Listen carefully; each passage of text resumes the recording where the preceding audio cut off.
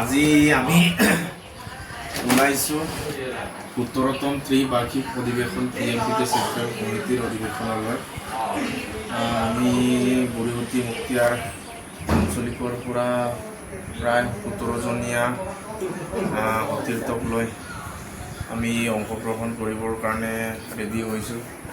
এতিয়া আমি আছোঁ 9 নং মুক্তিয়াৰ সমষ্টিৰ মিচিং অট'নমাছ কাউন্সিলৰ সন্মানীয় GM প্ৰতাপ চন্দ্ৰ ৰায় ছাৰৰ ঘৰত।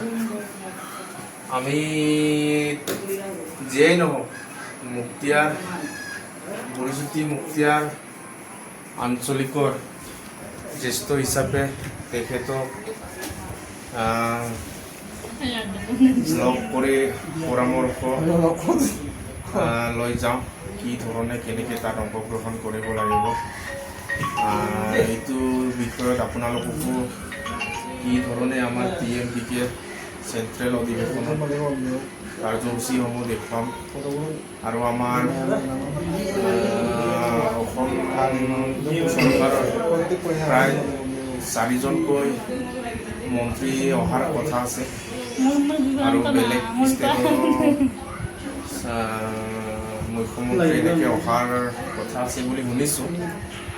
আপোনালোকেও চাব পাৰিলে এপাক আহক কেনেকুৱা হয়।